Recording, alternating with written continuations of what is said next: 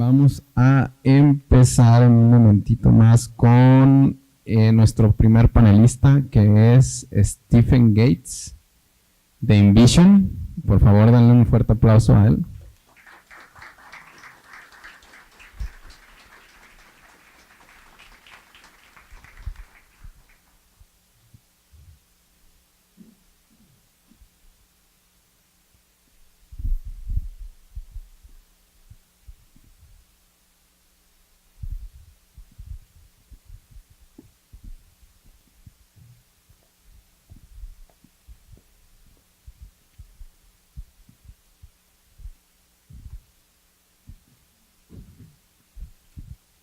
Hopefully the presentation works.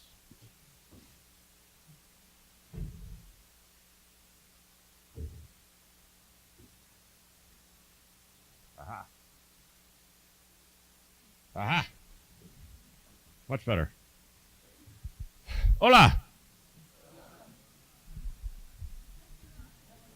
I know it's early. Come on.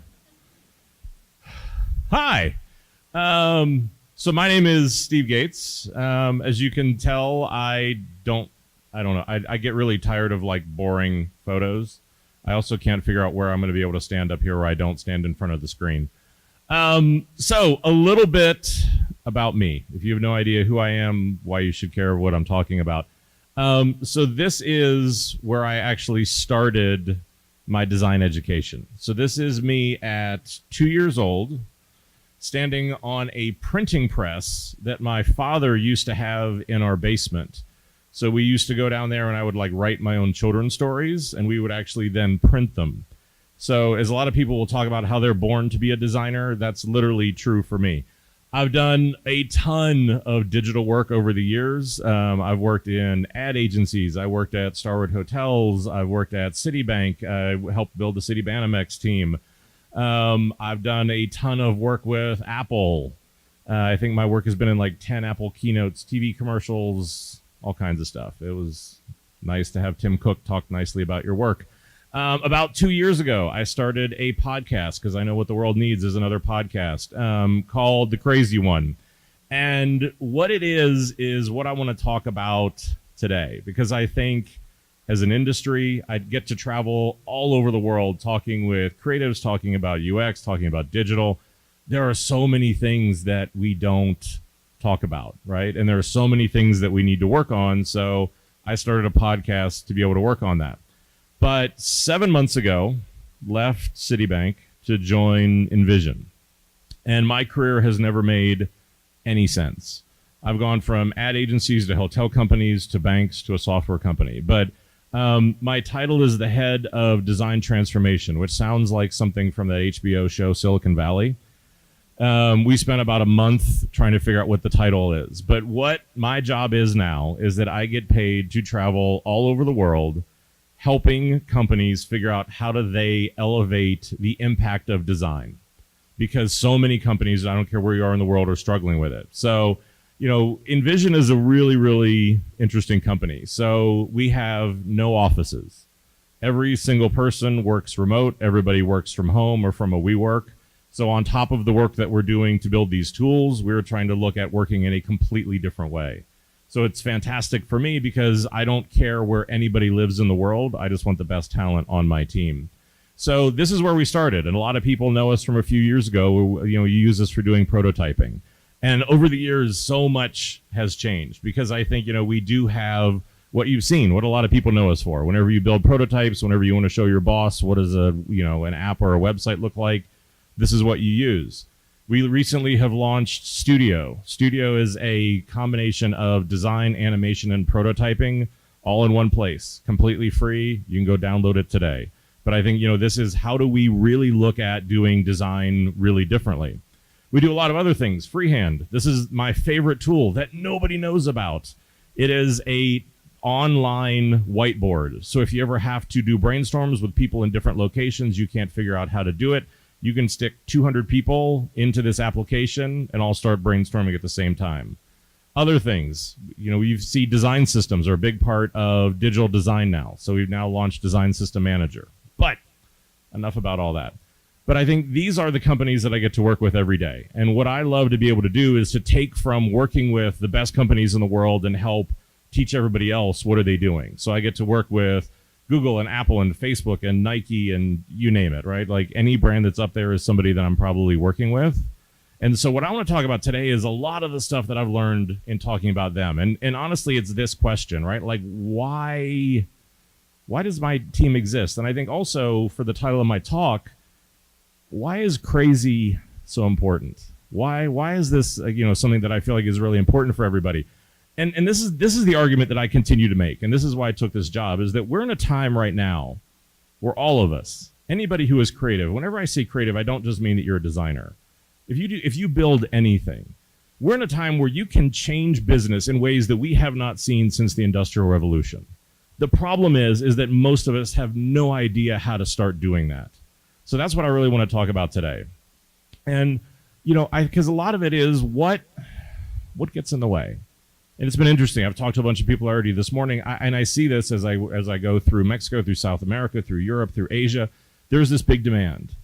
Universities haven't figured out how to teach this. Companies don't know how to work with it. And there's a lot of these sort of things. So what happens is we have our work. We have what it is that we do. But there's all this stuff that gets in the way. There's politics. There's, how do you use data? How do you actually get people to listen to you? How do you not have to work on 20 different programs? I think that's one of the big things at Invision is that you don't have to have 20 different programs from 20 different companies to be able to do your work. That you have to do business results. You need to include more. There's all of this other stuff. And the problem is none of that has to do with design. And that this is what our challenge really is how do we deal with all this other stuff that gets in the way? Because I think that's the thing that I see is that if it makes you feel any better, every company is broken somehow. Apple, Google, every company is broken. So please don't think that they're perfect. They have it all figured out. Trust me, they don't. They just are better at hiding it. But so that's what I want to talk about, right? Is all of this other stuff, because our ability to deal with this is what lets great work go out the door. Because I see so many teams who do really amazing thinking, really amazing work. But so what I want to talk about is there are 10 things, 10 of the most common mistakes that I see designers, design teams, and companies make. So we're going to talk about these 10 things today. And then I want to make sure I leave plenty of time for questions. So the first one is to actually understand your value. How do you understand your value as an individual? How do you understand your value as a team? And it happens in two really important ways, because there's a pretty simple relationship that happens between a design team and a company. And it happens in one of four different ways. One is that design team is an external resource. This is what an ad agency would be. It's a separate company that then works with that particular company. There are ones where you're part of the company. Whenever I came into Starwood, whenever I came into City, we had a design team, but it wasn't terribly important. It was just that team that made things look pretty. And that drives me completely crazy. You have other ones where you're starting to figure out that design is important. You're starting to see that this is something that we really need, but it's still sort of in a small area of the company. And then you have other ones where it's everything that they do. And the interesting part is that the companies that everybody loves, Apple, Netflix, Uber, Airbnb, all of those are like this. And so what we have these four different ways of design relating to your company. And the interesting part is that it really kind of breaks into two different buckets. The two that are over here, these tend to be ones that are service providers. These are the ones that get told to make it pretty. These are the ones who just get told to, here's my idea, just actually go design it. Nobody wants to or should want to be in those two buckets. Where you want to be are the two on the right, because the problem is that these two over here are the ones who just are not taken seriously. And so a ton of my work is to be able to figure out how do we get people and get companies to be smarter to understand the value of design. Now, a lot of the times we need to do a better job of figuring this out as well, because the biggest mistake that I see so many teams make is that they don't understand one key difference, which is between these two things, the difference between design and creativity. And I know a lot of people are going to argue with me that actually those are the same thing. I would say I disagree. They are connected, but they are different. Creativity is about solving a problem. That there is something that I need to do. And so creativity is about how do I bring everybody together to help solve that problem.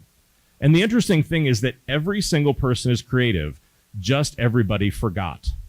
Because one of the companies that I work with is Fisher-Price. So they make kids' toys. Whenever you go and watch them, you will watch that every single day they have little children come in, and those children come in to play with their toys. You will see boys who are Spider-Man, a plumber. You'll see them wearing high heels and everything in between. What's happened is our education, our jobs, and our society have taught us that being creative isn't really a job. That's something that just those weird people like do, and that, you know, they don't really want to be successful. I think that's completely wrong. But this is the thing, is that creativity is about solving problems. Design is then the visual expression of that solution. So here's the problem with this, is that whenever you do this, everyone can be involved in being creative. Very few people understand design. And also design, you can argue over design for forever. I've had 40 screaming matches over like button color. Right, you all just thought of sometime whenever you just had that same argument. But that's the thing, is that it's so debatable. But this is the thing, is that every company sees the value in creativity. Very, very few see the value in design. And so this is the mistake that so many teams will make, is that if you want your value to be that we do really good design, your company probably will not take you seriously. Because what they're always going to see is somebody who can just make it pretty. The thinking, the ability to be creative, that's where real value comes in. That's where if you really want to make a difference, if you really want to change things, thinking about how the purpose of your team, if you went and asked somebody who works with you, what's the value? If they say design, you have a problem. If they say it's your ability to think and to solve problems, then you're probably on the right path. The other one, and I already talked about this a little bit, is the most basic thing in the world, but I'm amazed how many teams get it wrong. Whenever you start a project, one of two things happens. Either you get a problem to be solved or a solution to be vetted. A solution to be vetted means that your product person, your technology person, one of your executives comes to you and says, hey, this is what I want, design it. That is not creativity. Because it's great, they had one idea, but they missed 39 other really good ones. And so the ability to say that even if they come to you with a solution, and they may come to you with a sketch, they may come to you with it in PowerPoint, God forbid, somebody gave them like a license of Sketch or Photoshop and they design something. Ugh. It happens. But what you want to do is to make sure that you don't just take the solution. Because again, if we're talking about that the importance of this is about creativity, if it's about problem solving, then it's making sure that you're getting a problem to actually be solved. Because that's the problem, is whenever you do is you just say, okay, great, yeah, let me just do what you say. That's such a big problem. And I see so many teams, and the thing is that right from the beginning, if this goes wrong, everything after this becomes such a big problem. The next one is to have a process. And I know as designers, there is nothing sexier than talking about process. Nobody went to art school and nobody became a designer because they're like, yay, process. Nobody, I know. But here's the thing, is that the reason why I like to talk about process is that I work with so many teams, and I will ask them, what do you need to be successful? And we'll sit down and we'll write it down. And they'll say, we need these 5 things to be successful. I say, great, you need 5 things. How many do you get on every project? They're like, oh, 1 or 2. It's like, okay, guys, it's not a mystery why your work isn't better. I think standing up for what you need, standing up and defining what do you need to do your best work and making your company understand that becomes an incredibly important part of what this is. And I think the other part of this is that as creativity has changed, so much is different. It used to be that you could just design something that was pretty. And then the whole world sort of overreacted, and then it all became about data, and we had to have data, and everything had to be proved with data. And now it's about, we need to be able to bring more of these teams together.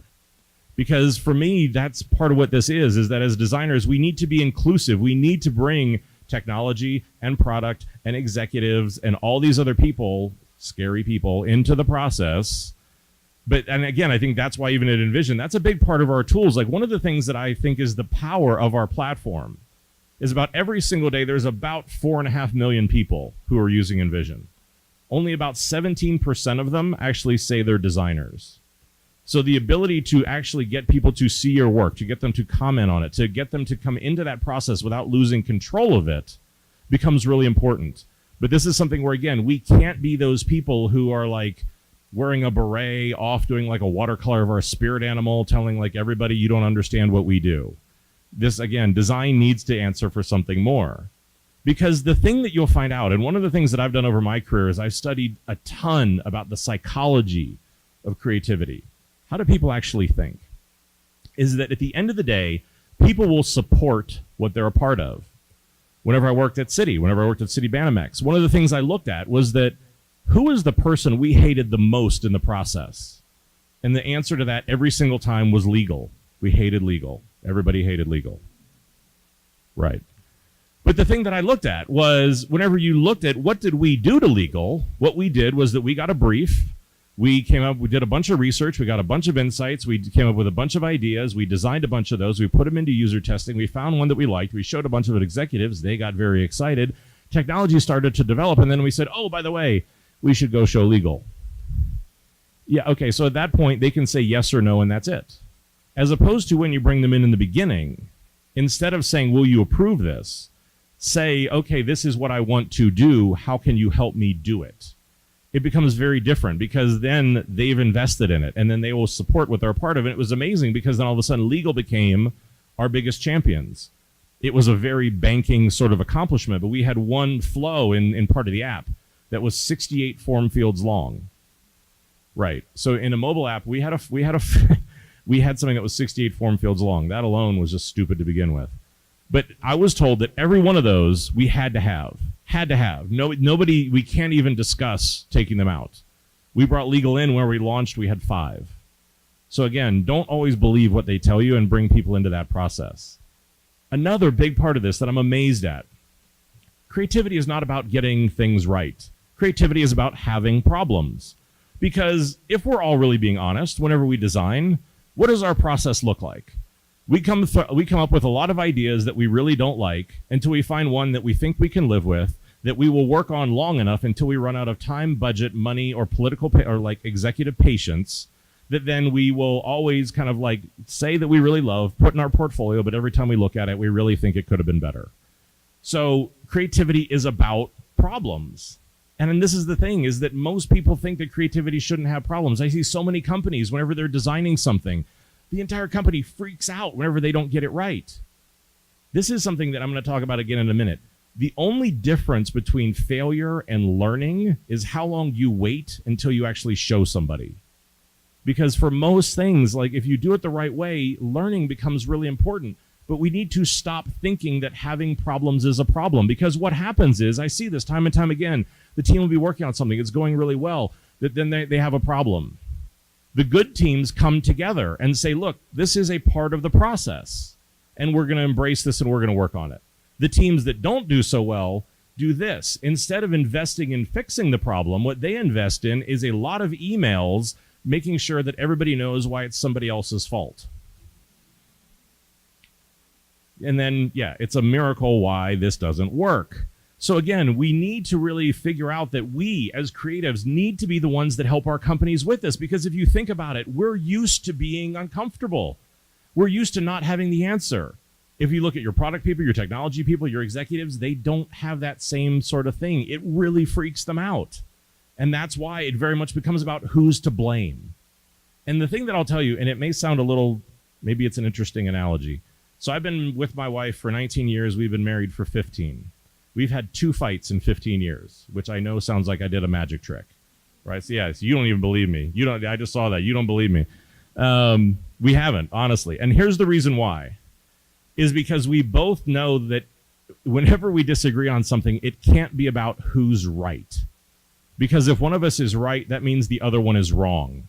And I think working with your company, working with other people, doing something creative is very much the same way, that if you want to be right, there's not a right whenever it comes to creative. And if you want to be right, then that means somebody else is wrong. And so again, I think that's why you get all these people that want to invest in I'm right. And here's why. Who cares? Who cares who's right? It doesn't matter because you're right. Okay, great. Feel better. You're right. The product's not going to ship or it's going to be mediocre. Your customers are going to hate it. But hey, at the end of the day, you were right. I think another big part of it, because whenever I work with teams, and I work with all these different teams, there are 3 things that will define how a team gets better. The tools that they use, I have an opinion there. The space that they occupy, so actually, what do you do with the physical office? What do you do in the space that you work with? And the last one is, what are the standards that your team sets? What are the things that you say, this is the way that we work? This is what we are going to say is acceptable. And this is why, my most hated words are like and just. Things are like, what do you think about that? I like it. What? Seriously? This is my life's work. I'm not doing something so you can like it. Or whenever somebody will say, well, what about this detail? And they say, oh, well, it's just a detail. No. But I think that's it, right? Is because here's the thought that I'll always tell people, right? Like a cover band never changed the world. If you want to really do something different, if you really want to be innovative, if you really want to get to those places that everybody wants to get to, it is about the decisions that you make every single day. It is about what is the standard that you set with your team? How hard are you going to work? What are you going to do to be original? Or are you going to do work that people like? Are you going to look at that detail and say, oh, it's just a detail? Because that's what really makes the difference. Like Apple and Google and Facebook, they don't have magic. What they have is people who really care. They have people who are almost brutal in the way that they approach what it is that they do. That's what makes them different, is in the way that they work. And so again, how much of that is your team really willing to stick to? A lot of it also becomes about, for all of us, about self-awareness. Because everybody creates differently. It's why if I give this entire room a problem, I'm going to have however many people are in here's worth of different solutions. Everybody creates differently. The worst leaders, the worst bosses, are the ones that say you need to create the way that I do, because that's all that they understand. Nobody wants to work for those people. Those people don't do good work.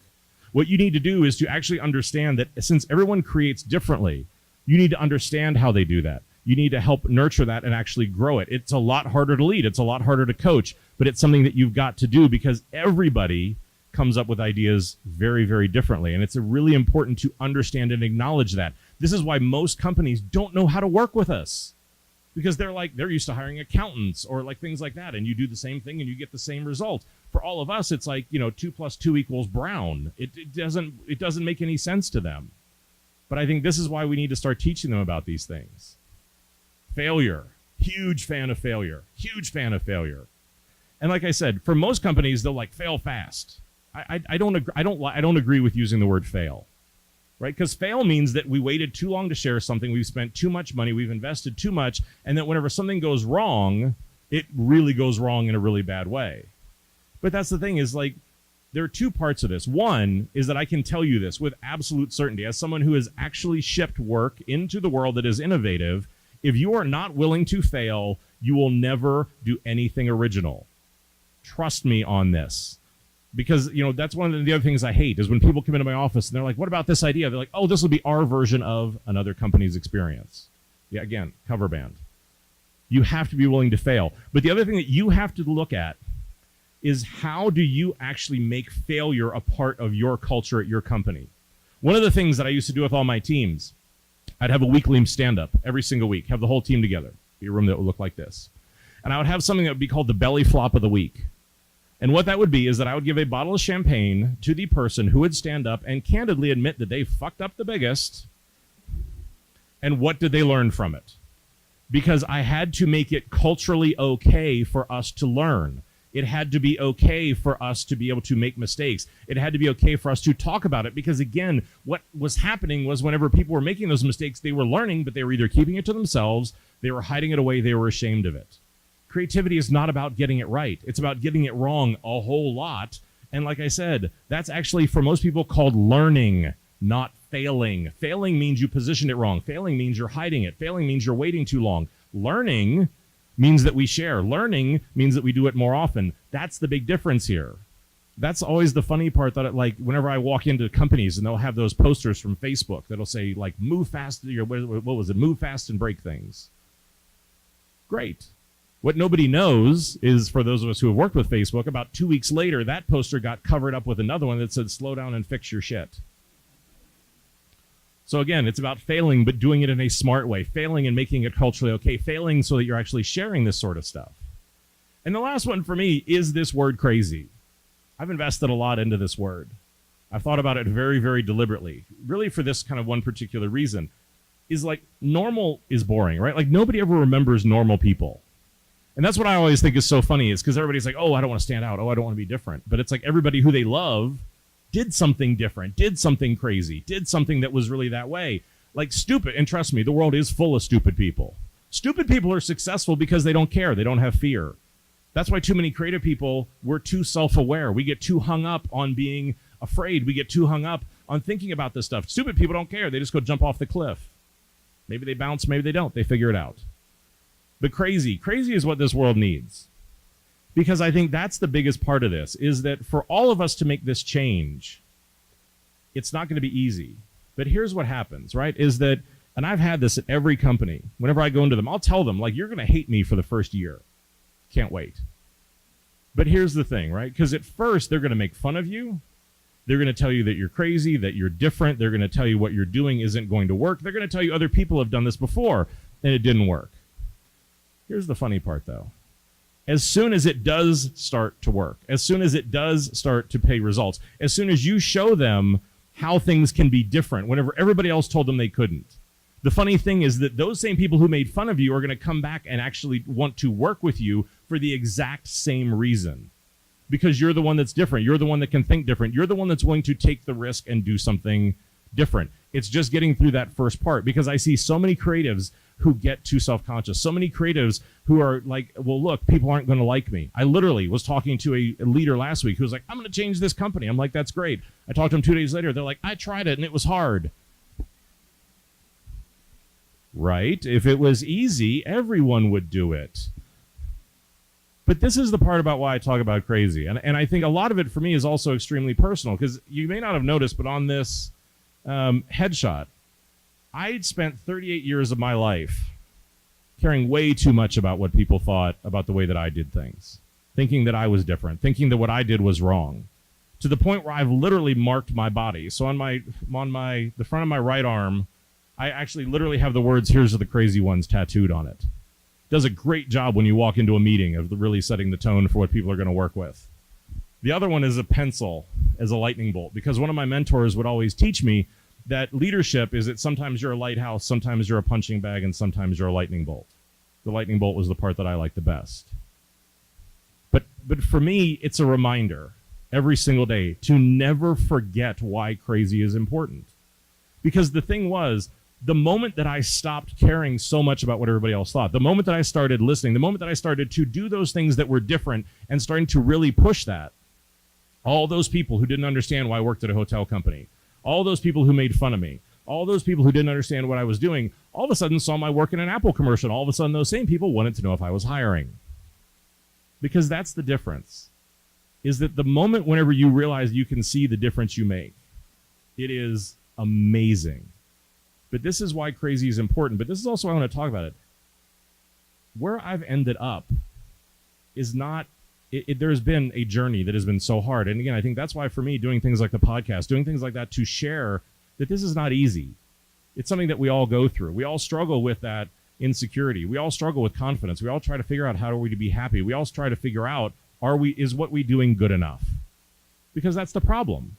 It's all personal. Whenever you said that all your creative process is personal, you give somebody a blank piece of paper, you give them a blank screen, and ask them to make a mark on it, write a word, write a line of code. What you do is inherently personal. So yeah, we take it personal if you don't like it.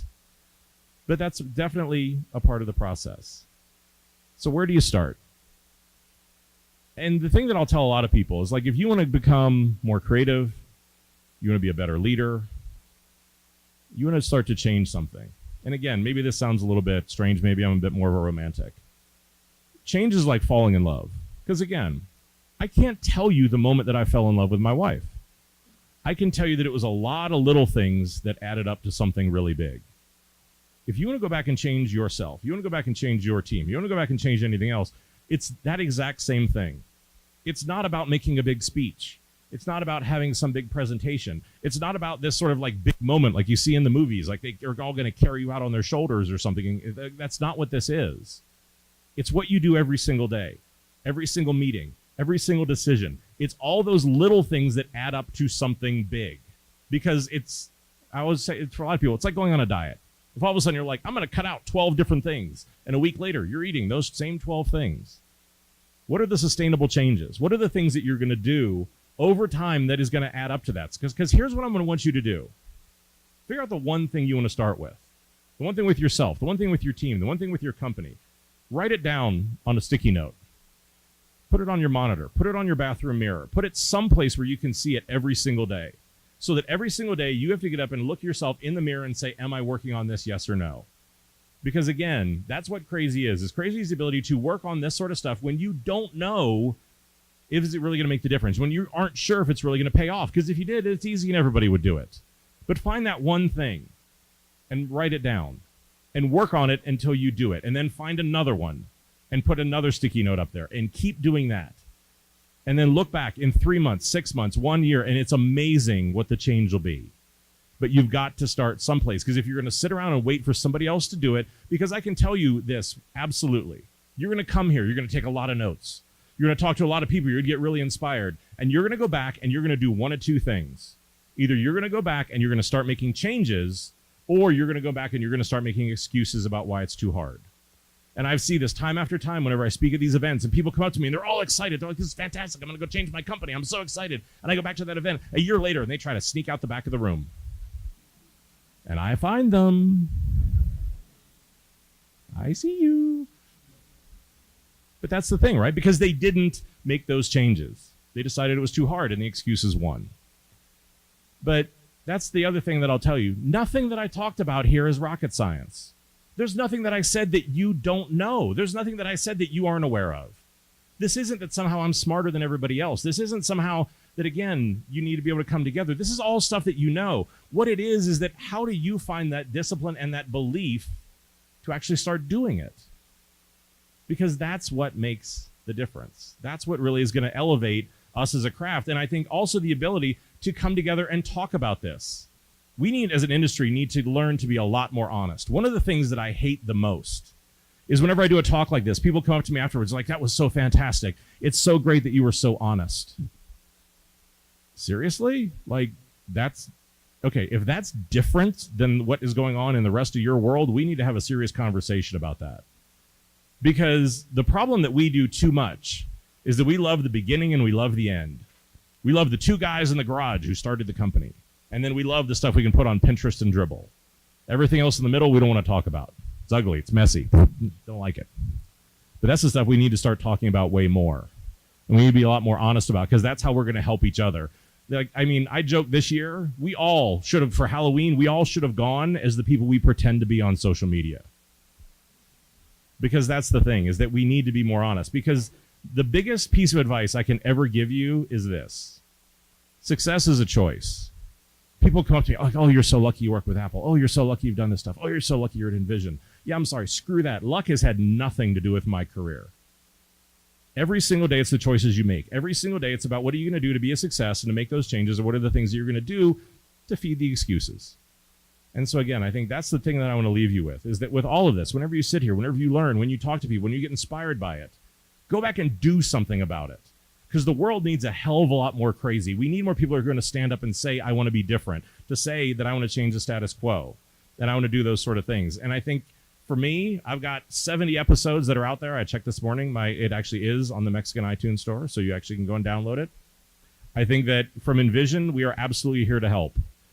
That designbetter.co has some of the best books that are out there on design operations, on design thinking, on design sprints, on a lot of this sort of stuff about how do you actually change companies. Our blog, we get the absolute best people in the industry to write articles about what it is that they're doing. The Design Genome Project is something that actually is a real look, not just like the screenshots, but a real look into the world's best companies about what are they doing, how many engineers do they have, what is their org structure, how do they actually go about things. Again, that middle part that we all talk about, that's the part that we need to start talking a lot more about. And the other thing that I'll tell you is that I'm also here to help. That is my email address.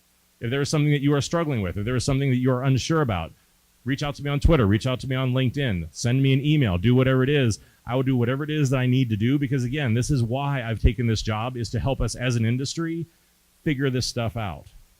So that's my thing, and that's my ask for you, is to either start being more crazy, or if you are, please stay crazy. Thank you.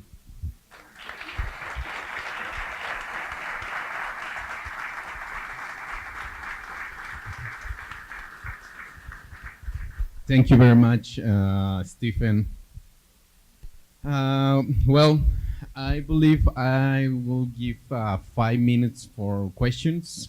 And if you have some question, please raise your hand. And before we start with the question, I want to give you this small gift of the part of UX Nights team and Digital Summit team. Who want to start? Question?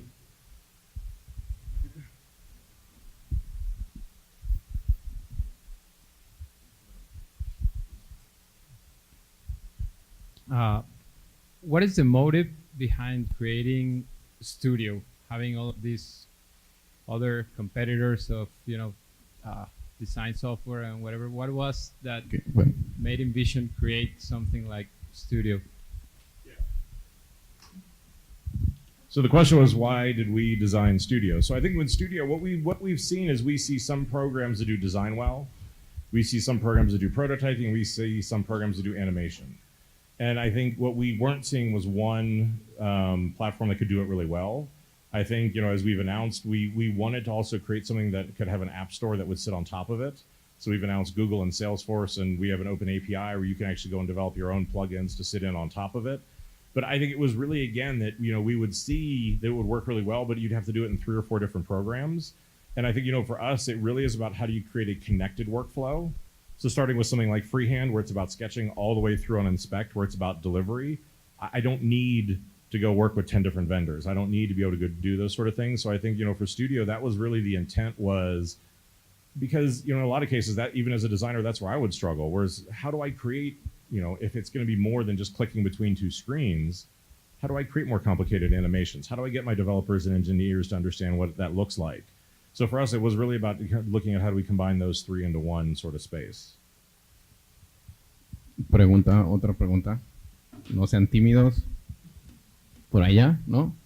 I could not have talked about what I talked about, and we had one question. How do you actually involve the legal team in a design? And something, we need an app, and we design it, develop, and in the end, the legal team, is say no. How do you involve from the beginning? Right. So for me, it's about, this is why I believe in design thinking or design sprints, or because I feel like everybody has to be involved in the whole process. Because for me, there would absolutely have to be a product person, a design person, and an engineer that's involved through the whole thing. Because again, everybody has to be involved. Everybody has to be accountable, because if not, what happens is, one team comes up with the idea, one team designs it, one team, and then you sort of, again, if something goes wrong, they blame each other, right? So for me, it really is about the fact that everybody needs to be a part of the entire process. And the problem will be when you start doing that, a lot of teams don't want to be, because they just like to get handed what they need to do, they do it, and then at the end, you say, great, you did what you were supposed to. It's much harder whenever they need to be a part of the ideation process. But the other thing that I think is really important is whenever you do involve everybody, it means that they're all invested in it. They care a lot more about it. And I think the work gets much better. So I think it is really making sure that, like, from the very first brainstorm on, everybody on that team is involved. Podemos hacer las preguntas en español y las traducimos. A ver si se animan. Acá, ahorita voy para acá. Vamos acá, después acá.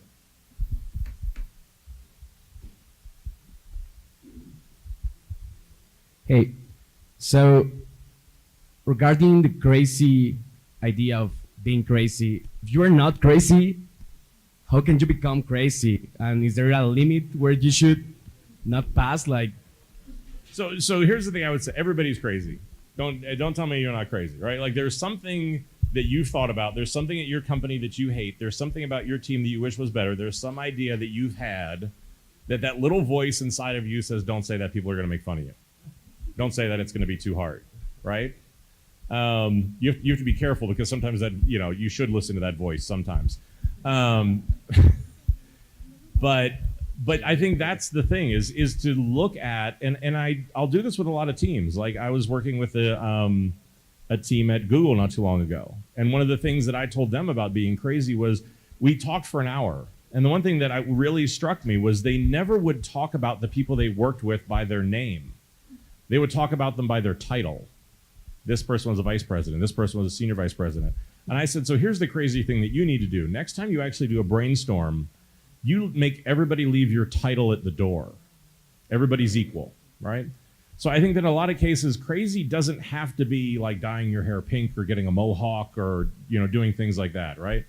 That's where I kind of like it, is like you kind of look at me and you don't really see it coming. But I think it is the ability to look at what are the things that could be better? What are the things that need to be different? And then being the one that's going to stand up. Because I used to have a big poster that sat in my office that said, comfort is the enemy of greatness. And the reason why I said that was because so many people get comfortable doing what they're doing and they don't want to change. I see that time and time again on a lot of teams. They do great work. They're really innovative. And as soon as they have any success, they're like, great, don't change anything. Then all the innovation stops. The good work stops and they can't figure out why. So again, I think that's what it is. It's just simply willing to be that first person who's going to run up the hill, the first person to do something different, the first person to show everybody else that it can be done. For me, I think that's what crazy is. And like I said, everybody in here, you have that list. It's the list of the things that drive you crazy. It's the reason why you go for a walk or you go home and tell your wife about how your boss is driving you, like whatever that is, right? Like everybody has that. So start with that. And like I said, write that one thing down.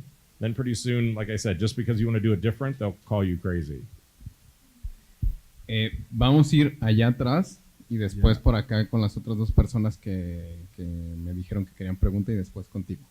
Okay, I wanted to ask, going back to how involved people in the teams, how do you manage to work with people in different time zones? For example, in my company, we have to work with people in Chennai, with people in Cambridge, in Gettysburg, and sometimes it's really hard to get the stakeholders to be a part of that design process. Right. So how do you deal with it? So for right now, I've got part of my team is in Australia, part in London, part in California, part in New York. I've had teams in same thing all over the world, Mexico City, every place else. What we would try to do would be to find, usually there's about a 2-hour window that will work. So for like my team, it's usually between about 11 and 1 is about the best. So we'll try to do that. I think some part of it is, again, whenever I used to have my team in Singapore, we would alternate. Either we would get up really early or they would stay up really late, and we would try to flip-flop.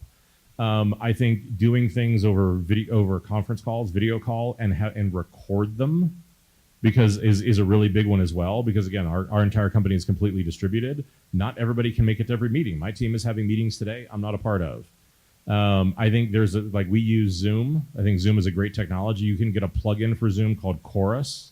Chorus is an amazing, because it'll actually not only record for you, but it'll then actually transcribe it. It'll tell you what the themes were. So if you want to go to the meeting, jump to the meeting where they've talked about UX or whatever it is, it'll actually color code that for you.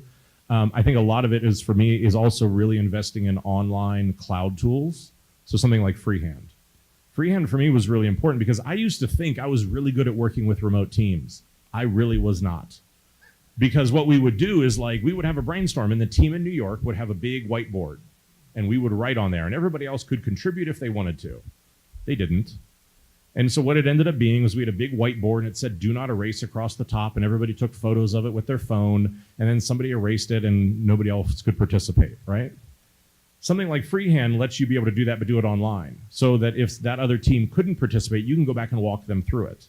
They can add to it. It doesn't disappear. So again, it's to truly invest in cloud tools, but I think trying to find those time zones, trying to find those sort of cloud tools, and then again, like on my team, we just have a rule. If everybody on the team is not in that meeting, you record it. No excuses. So I think starting to do stuff like that's a big help. De este lado me recuerda quién ya otra persona. Okay. Thank you. Hello. My question is basically based on your mentality about being crazy. What are your future plans, you, Stephen, as a professional, and how many post-its do you have on your screen? You know, I think it's interesting because I've reached a point in my career where the best work of my career isn't going to show up in my portfolio anymore. And I think it's a really interesting time to be able to have that realization. And so for me, it's about how do I help as many people as I can? How do I think, you know, one of the things that I struggle with is how, it's interesting. Lately, I've been thinking a lot about how to be happy. Because I think happiness is an interesting thing. I think happiness is something we never talk about. I've also realized that happy is the wrong way to think about my work, because happy is a target. You hit it, you're happy for like 48 hours, you move on, right? So I think for me, it's much more about joy and things like that. Joy is more sustainable. But I think a lot of it for me is the crazy part of it for me is how do I actually make a difference and really be able to have this impact? It's easy to have a podcast. I can talk about everything in theory. It's easy to stand up here on stage and talk about this stuff. I'm not the one who has to go out and do it. So for me, I think it is about how do I translate that into what those teams really are. I think that a lot of it for me has really been much more about looking, because my posters now are much more around honesty and vulnerability. Because I think that, you know, that's a big part of, I think, where this industry is going, where the world is going. The ability to share, the ability as a leader to be vulnerable, as we want people to get more creative, that's going to need to change.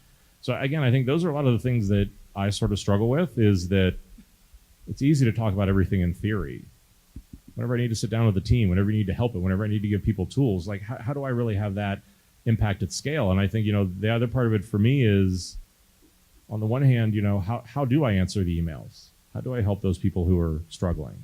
But then also, how do you help at scale, right? So I think, but the other part of it for me is also realizing my definition of happiness and crazy will continue to change. Who I am today, who I am in 6 months, who I am in 1 year, 5 year, 10 years is going to be different.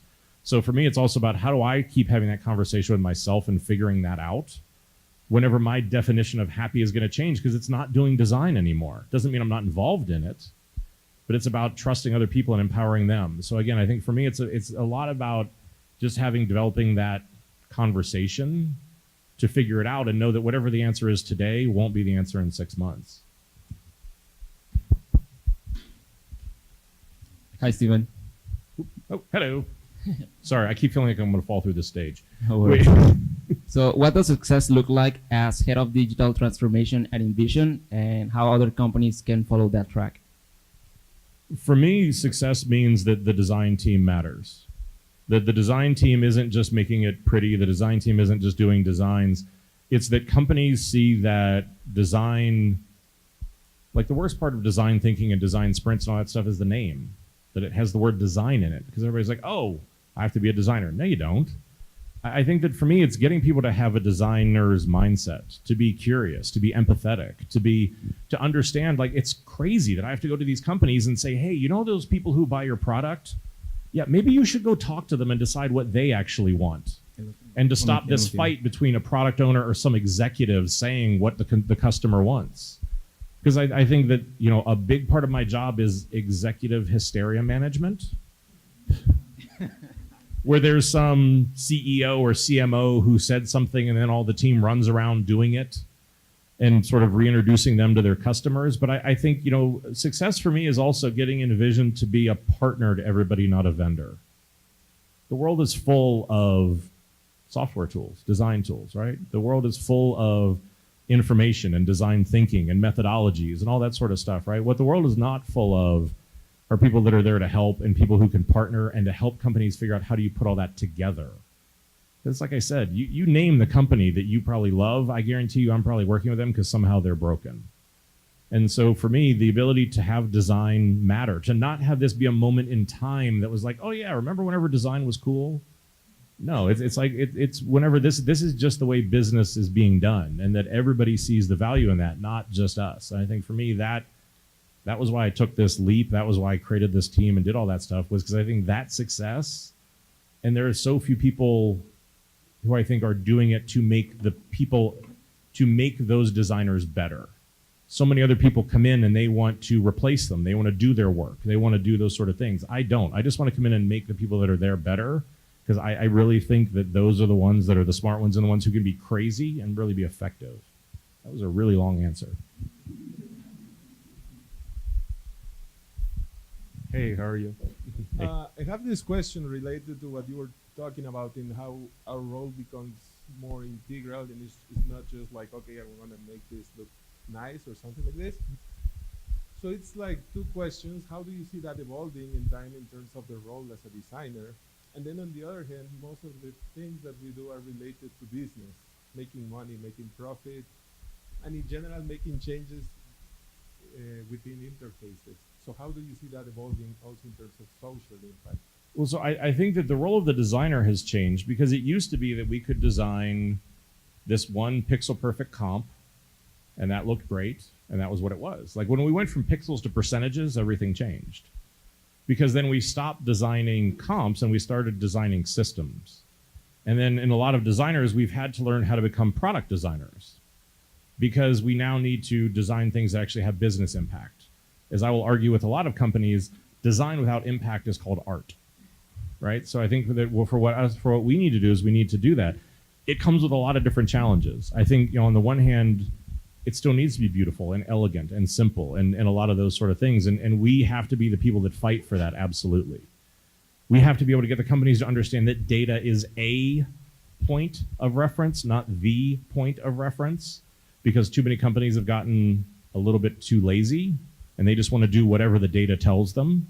So we have to figure out, how do we balance data with creativity? I think that we need to actually embrace research, and we need to embrace that data to actually take an honest look at how does our work perform. Because there are plenty of things that I've done that are beautiful, that are fantastic, that do not work. I've had so many ideas that are brilliant in my head and complete shit whenever they get out into the world. So I think the ability to actually track that stuff, but to also understand that it's an ongoing process. And I think this is, again, where I see a lot of designers, a lot of companies struggle. You don't just launch it once and say, great, we're done. You need to go back, you need to look at it, you need to iterate on it, you need to learn, because again, whenever you launch it and you don't go back and do anything with it, congratulations, that's called a failure. If you go back and learn about it, because like that was one of the big changes that we made, like at Starwood, when we launched Keyless Entry, whenever we launched those sort of things, the only change that I got the company to make was, instead of launching it at 1,100 hotels, we launched it at 2. One in Harlem and one, not surprisingly, in Cupertino. And then we got that right, because there was so much stuff we didn't figure out. We didn't figure out that you needed it for the elevator or the pool, or what if there were 6 people there, or what if I actually walk by the inside of my door with my phone in my pocket and it unlocks? That's a security problem.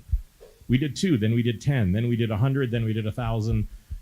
But it's, as designers, I think we need to sort of organize around this idea that like agile is the new smart. Not agile isn't an agile methodology, but that it does need to be iterative. We need to be inclusive. We need to be testing and prototyping. I think this is why, for me, design thinking or design sprints, like whatever you want to use, works so well, because it does everything I've talked about. It brings everybody to the table. It lets you iterate. It lets you test your hypothesis, but it does it in a way where like we're not involving like org charts. We're not reorganizing people. Like it's like a Trojan horse. It's like all this change happened and nobody knew, right? Like that's the best way to be able to do it, because so many companies, they're like, we're going to be different. Because for us, it's about how do you change thinking, not behavior. Too many companies just change behavior. People act a little differently. They use different words. They sort of say, oh, my executive told me this is important, so this is important to me. Do they actually think differently? No. So then nothing really changes, right? So I think as designers, this is where we need to learn more business. We need to learn, how do we translate that? We need to figure out, how do we sell that more than present? So again, I think that there's a lot of those sort of things that are definitely, that's the evolution for me. Because if we want to say we want to be treated as an equal, then we need to act as an equal, and we need to learn some different things to be able to do it. Allá atrás había otra pregunta. Hello. Hi.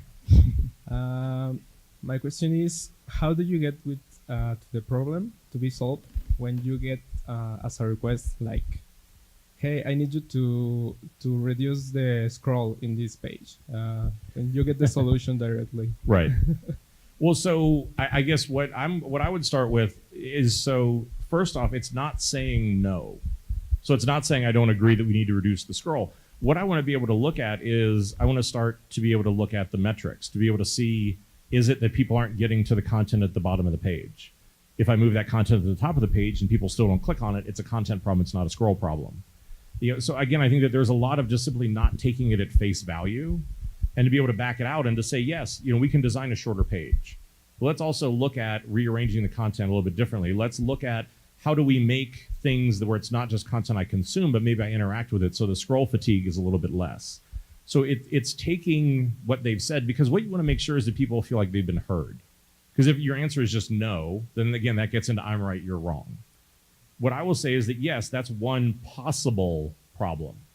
The real problem is, that whatever it is, the content at the bottom of the page is not converting. People are not using our footer. Like, let's define what the real problem is before we get to solutioning that, right? So I think it's up to us to be able to say, okay, how do I back this out to come back in and say, you told me that you feel like the scroll is too long. What we heard was these are the actual problems. So let's look at this a few different ways, because the best way to solve that also is go A/B test it. Because again, the other part of it for me, it's not about if they're right or if I'm right or who's right. What is right is what the customer wants. And I think that's what too many teams forget. That's what right is. So for me, it's about how do I go and look at all those different things as opposed to, just blindly saying it's the button, it's the scroll, because again, I think that's the easy thing to do. But most of the time, then they come back the next time and they're like, oh, well, now you made the page too short. And it's like, okay, but so again, then you just start going in circles. Hi, Stephen. Hello, over here, right in front of you. Yeah, right in front of me. Yes. Thank you. Hey, it's a question with two components. Do you think artificial intelligence is creative? And do you think artificial intelligence will develop creativity? Going for the easy question.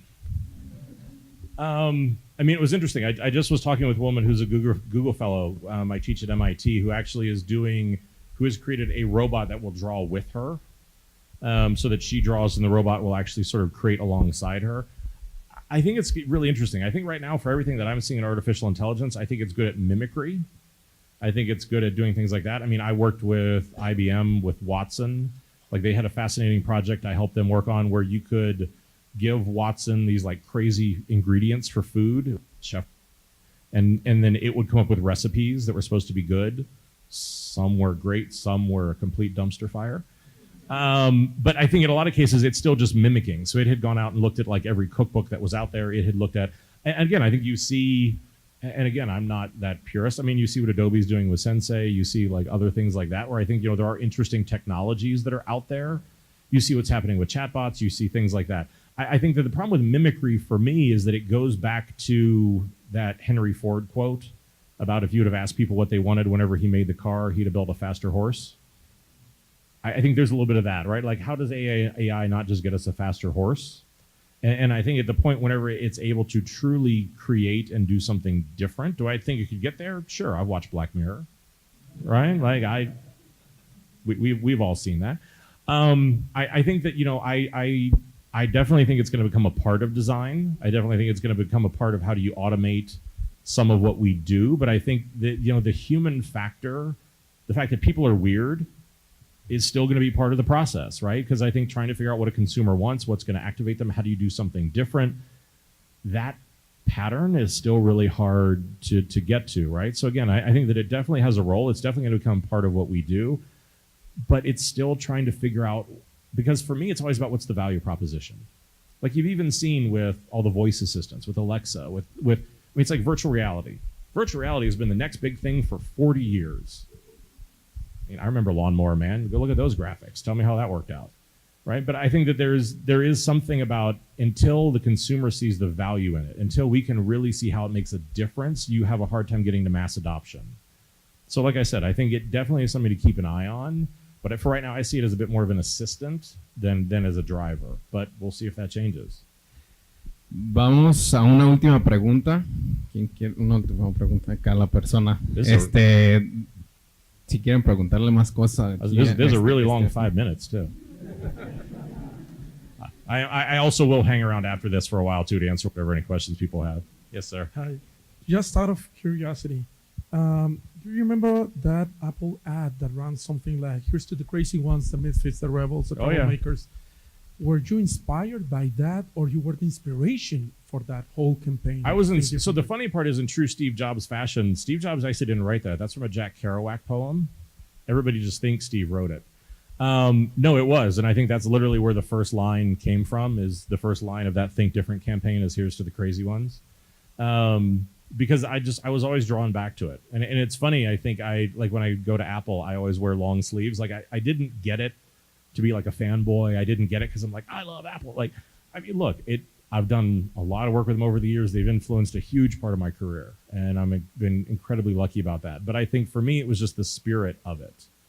I mean, Nike just did an ad with Colin Kaepernick that was a similar sort of thing about being crazy. But for me, like, if you look at everybody that was on there, Jim Henson, Einstein, Gandhi, like everybody that everybody's like, wow, they're so inspiring. Everybody told them they were crazy. It was only after they were successful, they're like, wow. Because remember, like, Steve Jobs got fired. I mean, if you talk to people at Apple, they'll tell you he probably should have been. But it was only when he came back that he learned his lesson. But that was the thing, right? It was like, whenever he founded Pixar, you're crazy. Nobody wants computer animated movies. Nobody wants digital music, right? Like that Napster and all that. Like, you're crazy. Nobody wants. In hindsight, we forget all that stuff, right? We're just like, oh, he's a genius. So, no, but I think that's that part of it is, history doesn't remember like well-behaved people. Proponente. Thank you so much, Stephen.